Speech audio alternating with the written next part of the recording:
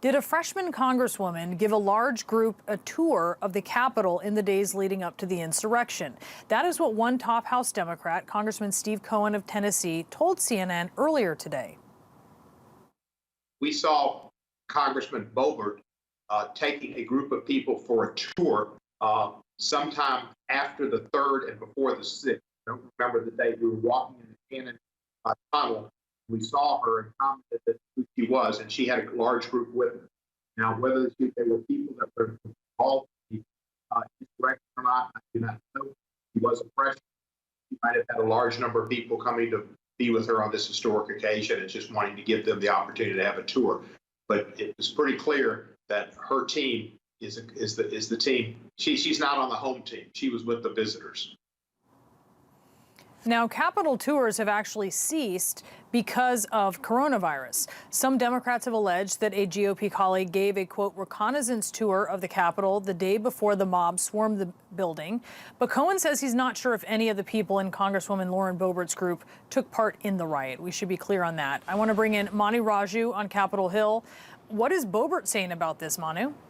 Well, she has actually been accused of this over the last several days, and some Democratic members have suggested that she had a role here, and she has pushed back. She sent a letter last week to one Democratic congressman saying that she did not give a tour to the insurrectionists. She said that she did go a walk around the Capitol with her family. She said it was her mom, according to this letter that I'm looking at now that she sent. She said it was her mom, her children, her husband, her uncle, and to her mother was the only one of those family members in Washington, D.C. on the 6th. And she said during the riots, my mother was locked in a secure location in the U.S. Capitol with my staff and never left their sight. So she is denying that she had any role in providing inside information to these insurrectionists. She has gotten a fair amount of attention as one of the members who tried to challenge the results of the elections, and she also saw some controversy over the last several days, or had a staff shakeup over the last several days when her communications director quit because of her role in trying to challenge the election results. She has gotten some controversy too, because she has bragged about carrying firearms around Capitol Hill. She got into a standoff with Capitol Police after they put on metal detectors to get into the House chambers. But nevertheless, on this issue, she denies having any role, but there's an investigation ongoing to see if any members had any role. We'll see if there any evidence emerges. She's saying that there's no evidence pointing to her role in any of this. Brianna. All right, Manu, thank you so much. Manu Raju, live from Capitol Hill.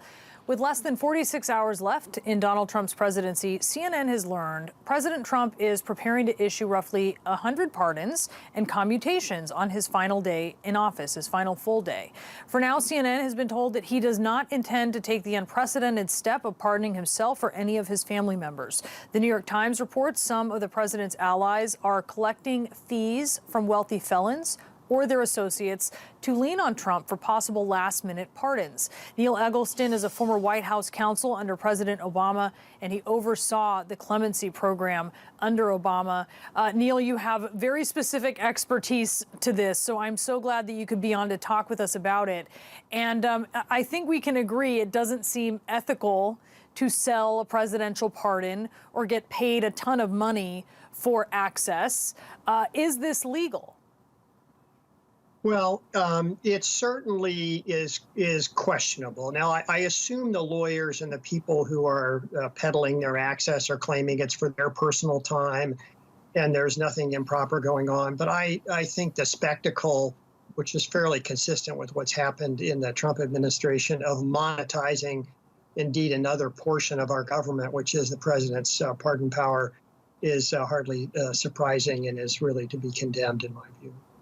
When it comes to pardons, so far President Trump has given clemency to far fewer than President Obama and some other recent presidents. So take us through the final 48 hours of the pardoning process and what typically goes on behind the scenes at the White House, in the Oval Office, at the Justice Department.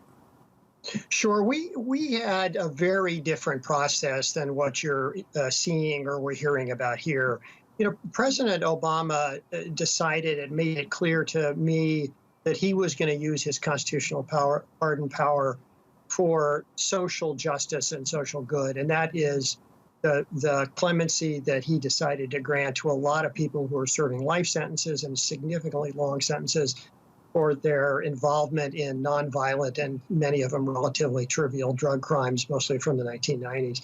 And that's really what we were working on.